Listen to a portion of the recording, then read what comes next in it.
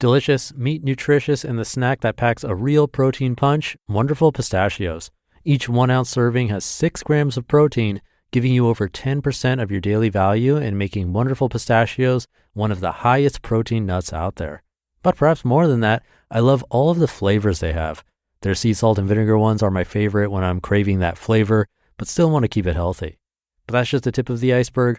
Wonderful Pistachios come in a variety of flavors like chili roasted, honey roasted, smoky barbecue, and jalapeno lime, to name a few. Perfect for enjoying with family or friends and taking them with you on the go. Whether you're a pistachio purist who loves cracking open every nut, or you prefer the convenience of no-shells pistachios, Wonderful Pistachios has got you covered. Grab Wonderful Pistachios and elevate your snacking game today.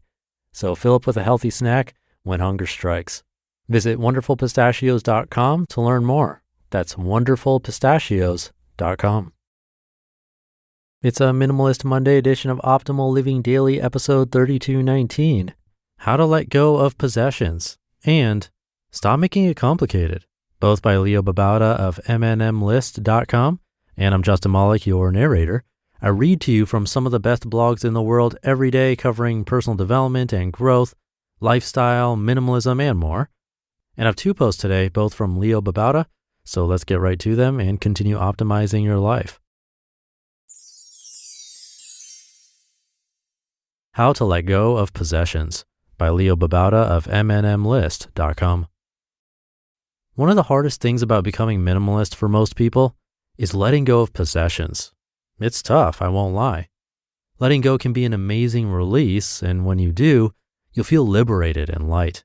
But allowing yourself to let go is an emotional thing, and as with anything emotional, it's not always simple. There are a few emotional reasons we have a tough time letting go of possessions. A little while ago, I read an excellent series on learning to let go of clothes from the very small closet, and several reasons were given for this difficulty. We have memories and good emotions associated with the possessions.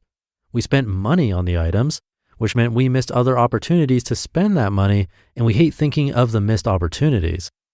We fear we might have an occasion to use the clothes in the future, or might lose 10 pounds and fit the clothes in the future. We fear an uncertain future when we might need the possessions because we don't have the money to buy more. And in the present, we enjoy having the feeling of plenty. As you can see, there's a lot that goes into this bond with our possessions. You might also notice that the first 2 are associated with the past, the second 2 are associated with the future, and only the last deals with the present. There are 2 ways we can beat those fears so that we are free to let go of possessions. Number 1, focus on the present. Sure, we might have feelings about the past and worry about missed opportunities in the past, but those are gone. If we focus on the present, enjoying this time without the need for all these possessions, we can let go of the past.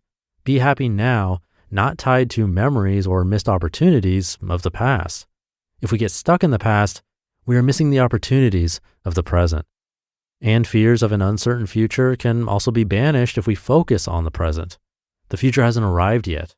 The present has. We have no idea what the future will bring, so worrying about it is a waste of time. We'll cross that bridge when we get there. Instead, focus on living now in the present. And when you do that, you realize you don't need any of these possessions. All you need is to make the most of this moment right now. Number 2, focus on quality over quantity. Sure, it might feel good to have a lot, to have that feeling of plenty. But if instead we focus on quality and not quantity, we can get an even better pleasure. Having a few good things is so much better than having a lot of things. Enjoying small pleasures now is better than the fleeting and unsatisfying feeling that possessions give us. So focus on the present and let the past and future fade away. Focus on quality over quantity. And in doing so, banish our emotional ties to possessions so that we can let them go. It's not as easy as it sounds, I know, but it can be done. And when you do it, you'll feel amazing. Stop Making It Complicated by Leo Babauta of Mnmlist.com. Now that I've learned to look at things with the lens of simplicity, I can see others making mistakes I've made in the past. I want to gently say to them and to my past self, stop making things so complicated.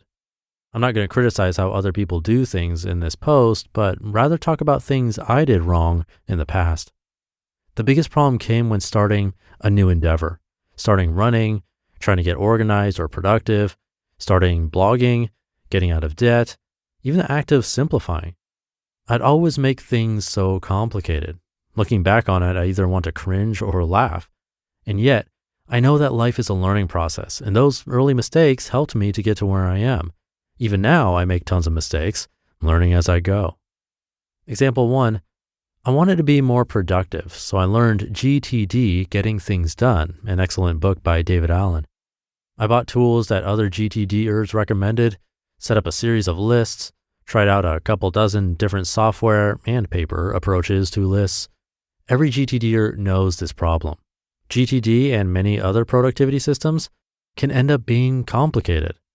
Today, my advice to my former self is stop making it complicated. Productivity, such as I care about it today, is simple. You pick the most important thing you want to do today, clear distractions, and start on it. You don't even need a list, though having a list for remembering what else needs to be done later is fine. Have one list, but don't fiddle with it. Just pick one thing and start working. Example 2, when I wanted to get out of debt, I tried various financial software, I made spreadsheets, I made schedules for payments, I tracked everything, and so on.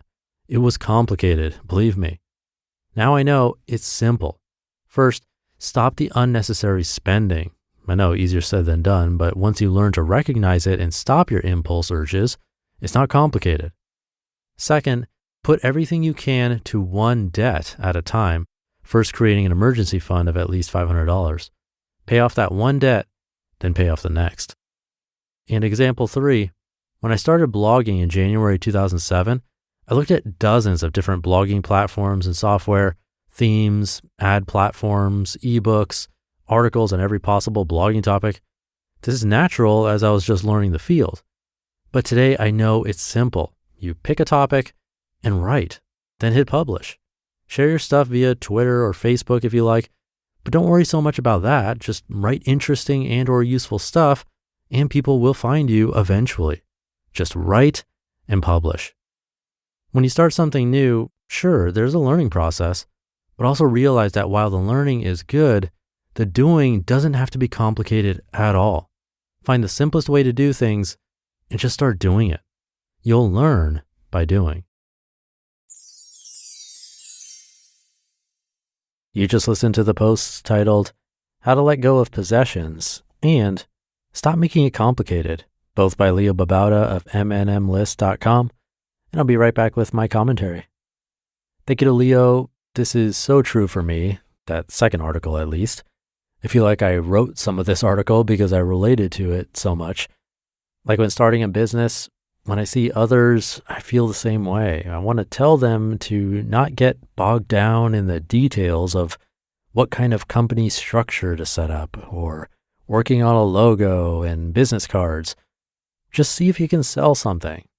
But I get it, those other things feel like we're accomplishing something big when in fact it's not really adding much value.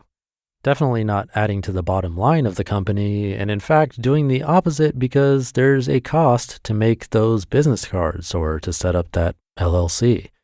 And to make it worse, some of those things can be fun, like designing a logo, or in the case of building a habit, maybe buying something that we think we'll use for the new habits, like new running shoes.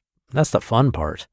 The hard part is the actual running. So it feels good to both buy something new, but also feel like we're making progress when in fact, we haven't really been doing anything at all yet. It's a tough habit to break. Some awareness can help. And that's what this podcast and these articles are for.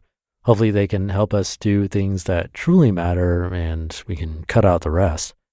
So I hope it was helpful for you. Thank you for being here with me and listening every day. And I'll be back tomorrow where your optimal life awaits.